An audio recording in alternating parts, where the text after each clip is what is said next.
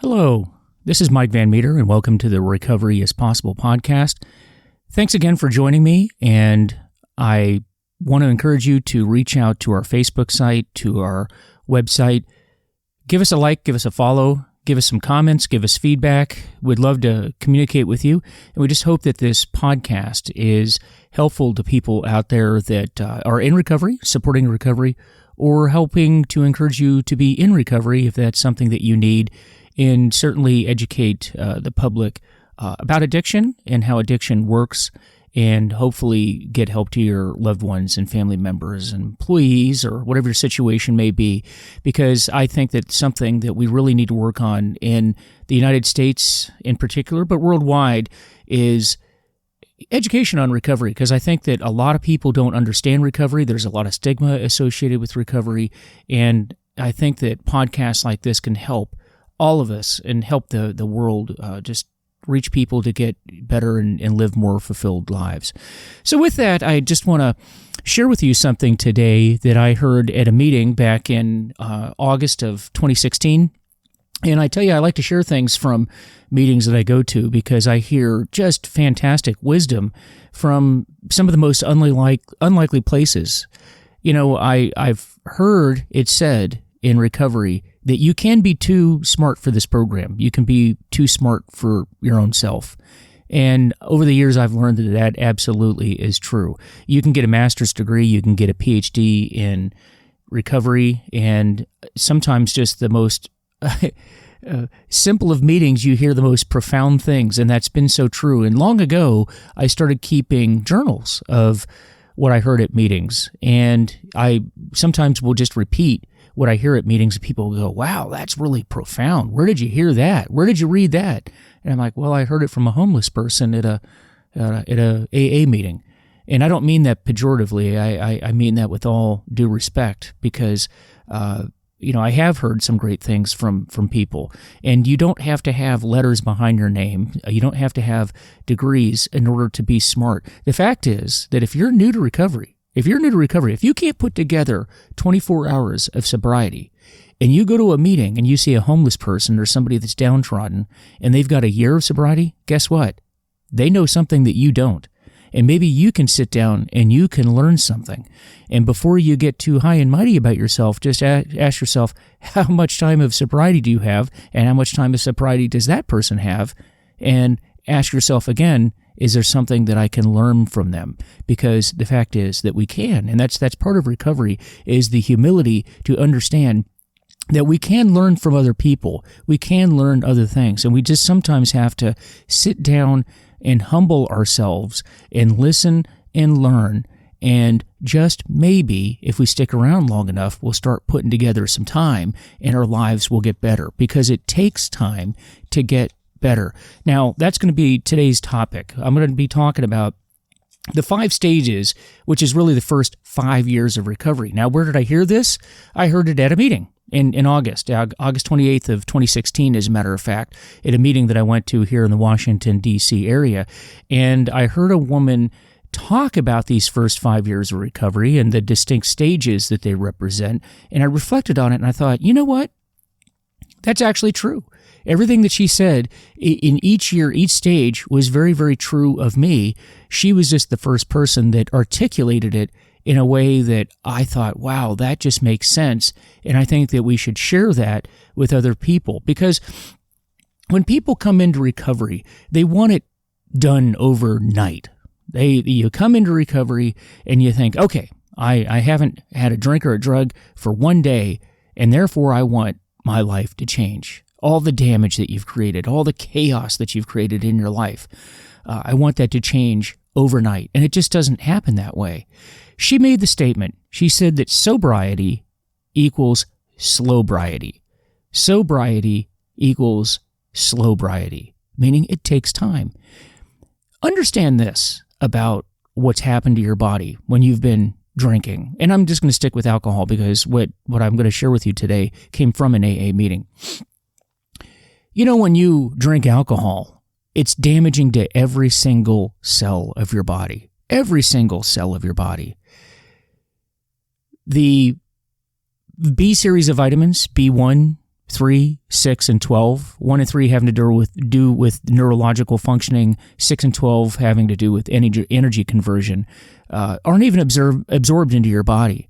And what that means is, 1 and 3 having to do with neurological functioning, it means that, your brain has gotten to the point where you're not thinking clearly. So if you have a loved one that is drinking alcoholically and you think, man, they're just acting crazy, they're acting irrational, that's not by accident.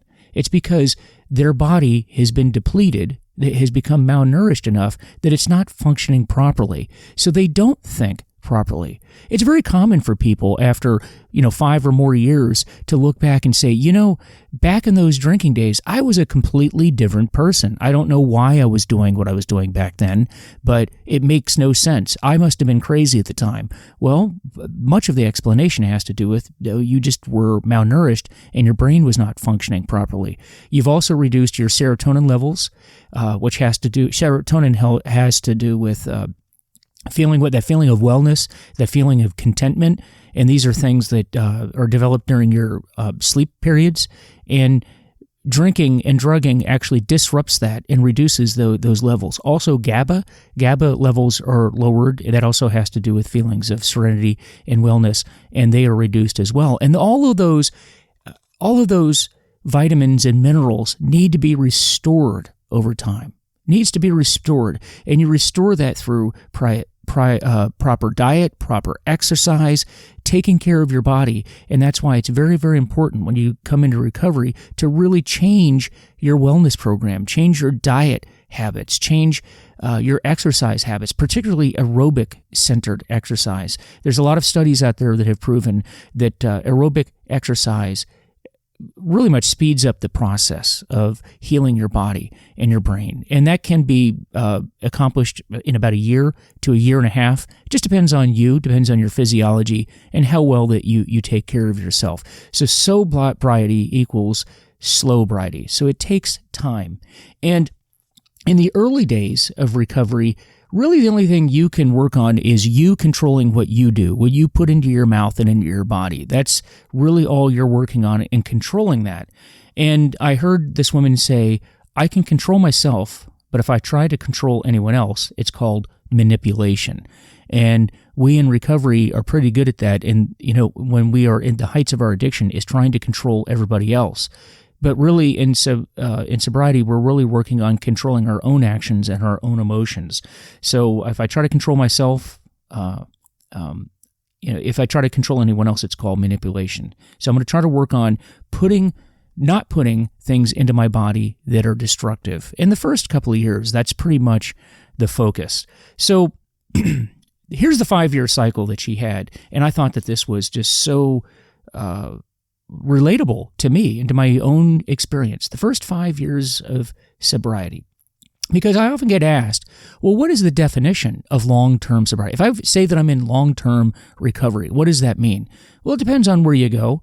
There's the medical definition, and then there's what you see in recovery rooms. And in recovery rooms, if you've been around long enough, it's not written, but it's a bit of a tradition where people want you to have at least 1 year of recovery.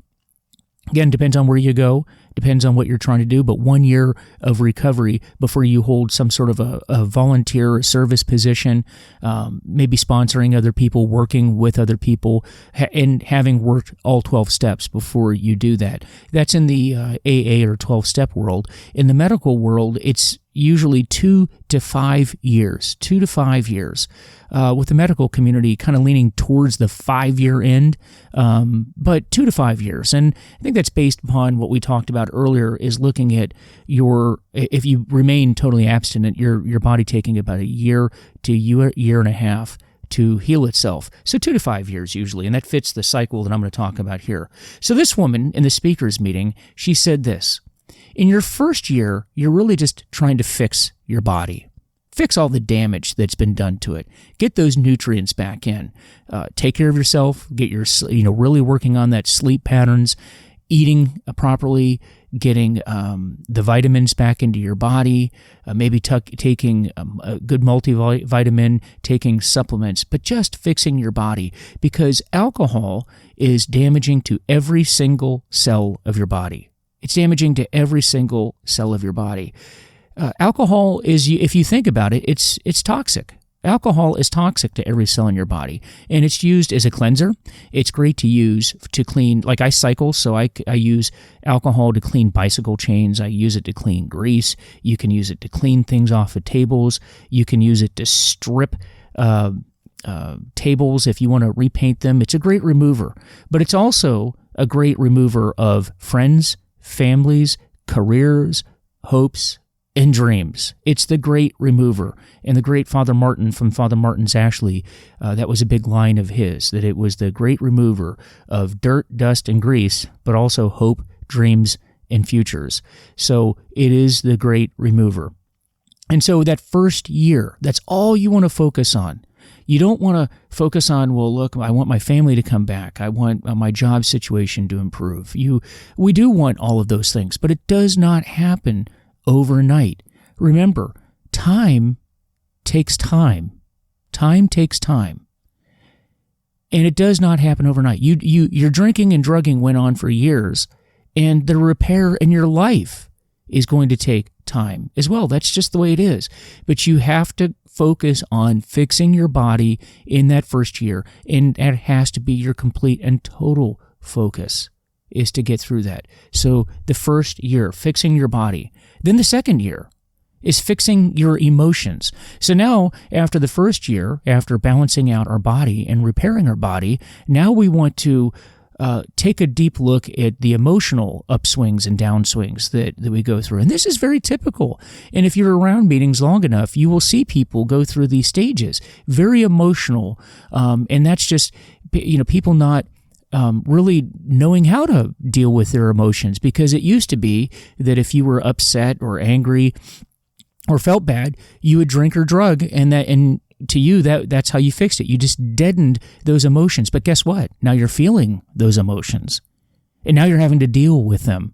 You're having to deal with those emotions, and so you have to work on that, and that takes time. Maybe you're going to talk to somebody about that, a counselor. Maybe you're going to go through therapy of some sort. Maybe you're just going to double down on your meetings. Whatever it is that you need to do to work on those emotions. But that's pretty much the second year, is working on it. So we've fixed our bodies. We've allowed our bodies to heal. Then we work on the emotional aspect of it.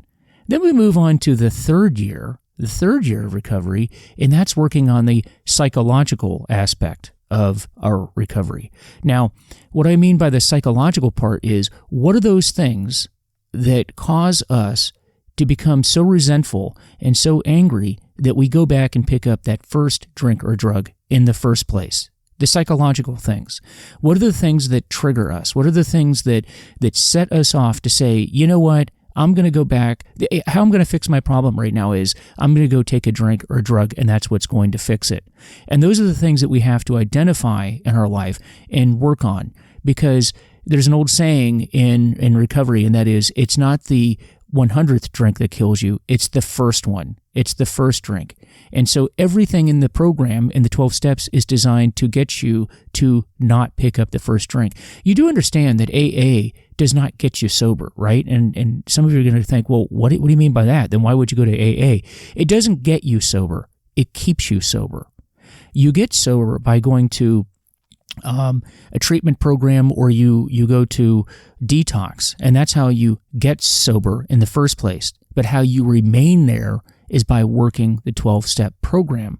And so that's what we have to do in the third year, is work on those psychological triggers that cause us to go back and pick up the drink in the first place, and really work on not allowing ourselves to become too resentful and too angry, hungry, angry, lonely, tired. HALT, that acronym.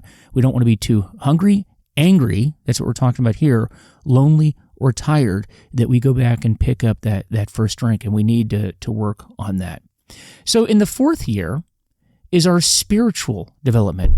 And I remember that was so true of me, that's when I went back on that quest, that, sort of revisiting, my spiritual life. Now, what do we mean by spiritual life? Do I mean, find religion, find God? It can be. And for me, that's what it was.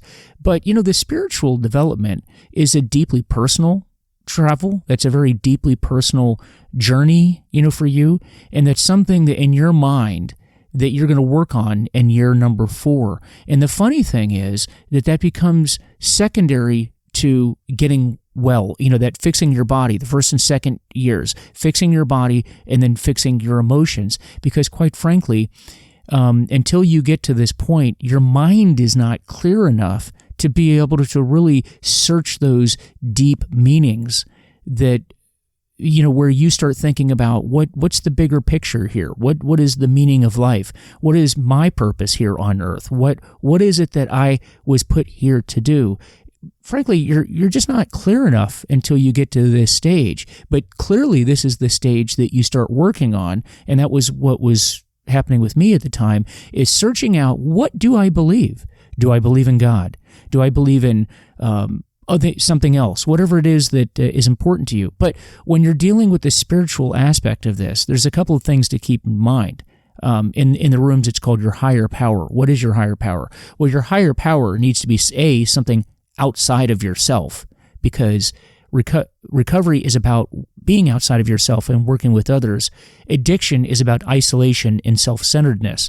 So in this stage of the development, we are going to be looking at what is my purpose, and what is my role, and what is my mission on planet Earth. So for me, it was a belief in God. It was a revisiting of my denomination, of my religion, and it was me just coming to the realization that my purpose on planet Earth is to help the fellow traveler and the fellow sufferer. So I began to do things and having that mission in life to help others achieve what I achieved and get the happiness and contentment that I have today, and share that message of experience, strength, and hope with others. And this podcast, which you're listening to here today, is an outgrowth of that realization. How can I serve others and get outside of myself? Because that is key to recovery. So that is year 4. The spiritual development. So year 1, we had fixing your body. Year 2, fixing your emotions. The 3rd year is the psychological development, and then the 4th year, spiritual development, and then this. Okay, year 5. And I want to be very, very careful when I say this. In year 5, it is the concept of you got it. Now, I don't mean you got it and you can go back and drink and drug and go back to your own behavior, your old behaviors. That's not what I mean by that. What I mean by that is you've got it, and that you understand the cycle. Because what I have found after those first 5 years is it seems like the cycle begins again, and I go back through those things. I've refocused on my body. I've refocused on my emotions, the psychological part. I've gone back to learning and developing that spiritual part. For me, that includes going back to school and getting another degree in addiction and co-occurring disorders and studying that. Why? Because it contributes to my mission of helping other people. So that cycle starts over again. But at year 5, you begin to understand that cycle and understand the things that set you off. And I've learned to back away from people if it upsets me too much. And all those concepts, I can anticipate problems. I can anticipate those issues now because I understand the cycle. And that's an important thing for you to do.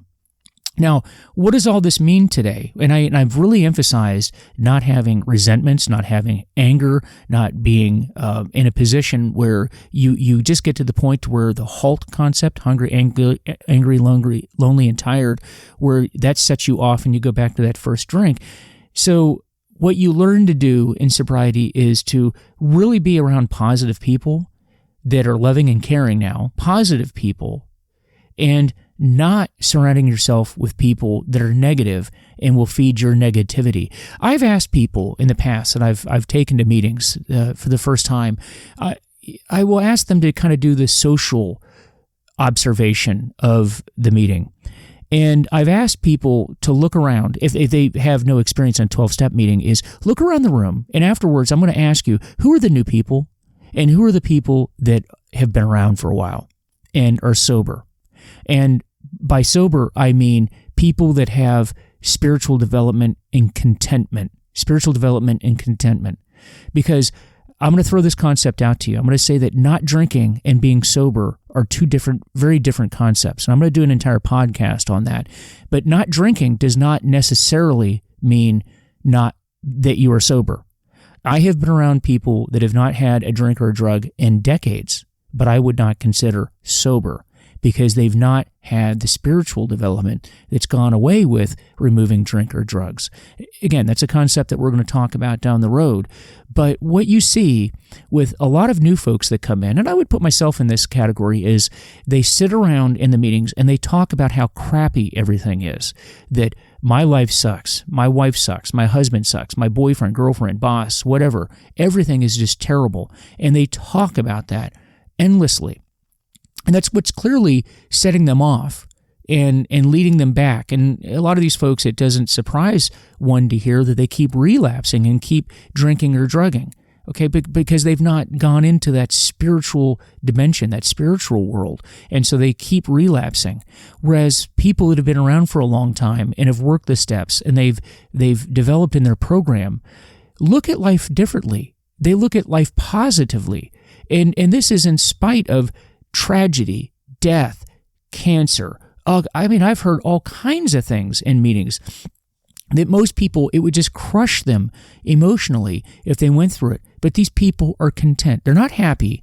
They're content because they understand that there's a purpose in life.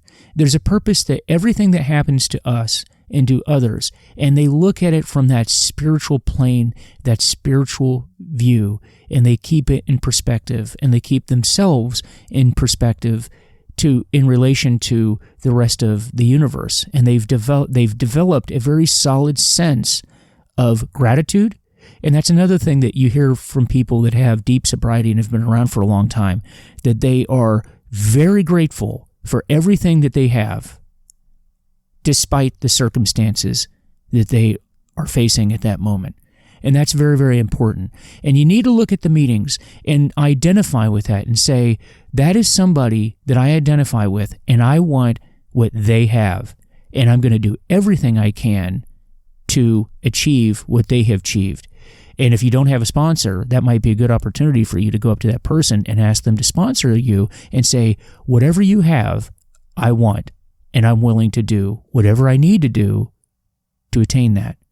So with that today, folks, this is Mike Van Meter. Again, thank you for joining me in Recovery is Possible. I look forward to hearing from you. Please reach out. Please email me. Please go onto Facebook. I'd love to hear your comments, your concerns, questions. And I also have a website at www.vanmeterwellnesssolutions.com. And look forward to seeing you next time. Take care, and I'm out.